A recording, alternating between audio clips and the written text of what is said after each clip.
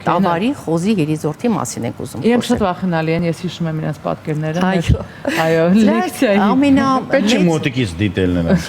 Չէ, մոտիկից դուք իրենց չեք կարող դիտել, դա երևում է այն ժամանակ, երբ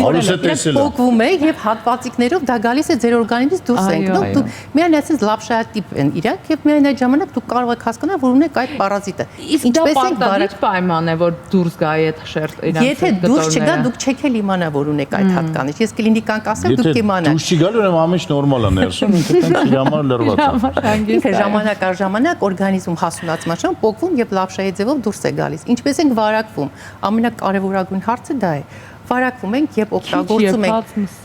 խոզի տավարի միս, որը ենթարկված է, որը թերմիկ մշակում չի անցել, քիչ մշակում չի անցել։ Անին փրկվել է այդ բանից։ Դրան է պատկանում, օրինակ խորովածները մեր, շաուրմաները, քյաբաբներից մեր հայ ժողովուրդը ինչ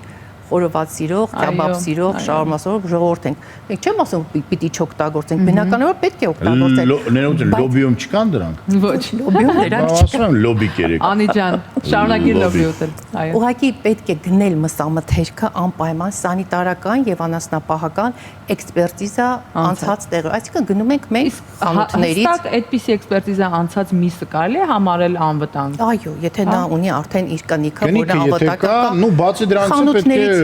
մշակել։ Լավ թերմիկ մշակման ենթարկել, ուղղակի բան է նրանում է, որ որքան ժամանակ է պետք օրինակ պահել խորովածը, ենթադրենք կրակի վրա։ Մինչև լավ եփվել է, նայած ինչ խորովածի միս կա, որ մենք վարակվում ենք, երբ օգտագործում ենք ֆինոզ միս, դա տավարի խոզի միսն է եւ շատ հաճախ այսպես է լինում, երբ մեր տանտիկիները Գարամսի մեջ չի լինում դա։ Գարամսի մեջ չի լինում։ Այդ երիզորդը չի լինում։ Շատ հաճախ նաեւ մեր տանտիկիները ինչ են անում, դեգուստացիա են անում, չէ՞, տավարի միսը, խոզի միսը, ֆարշը։ Դեգուստացիայի ժամանակ դրանք կարող են այդ ֆինալները անցկացնել իրենց օրգանիզմ եւ այն պրոֆեսիոնալ հիվանդություն է համարվում խոհարարների մոտ։ Նրանց մոտ է լինում է։ Եվ կան նաեւ այսպիսի դեպքեր, որ իհարկե շատ են, տարօրինակ դեպքեր, երբ պացիենտ ունես վերջերս 20-21 տարեկան երիտասարդ տղա էր, որը պարզապես սիրում էր մորթած միսը ուտել, թար միսը ինքը ուտում էր։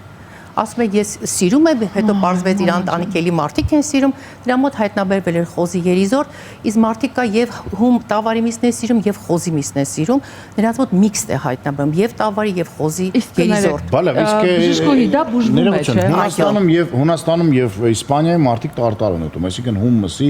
ասենց կտրտած հումմսից ուտեստ է, բա այնտեղ չկա այդ։ Բա ուրեմն այնտեղ սանիտարական բարձր մակարդակի վրա է։ Այսինքն խորհուրդ է նորից գնել մսամթերք, որը անցած է սանիտարական էքսպերտիզա, չարներ պատական տեղերից, բակերից, ճանապարհների վրայից, որտեղ դուք չգիտեք, նրանք անվտանգ են թե չէ։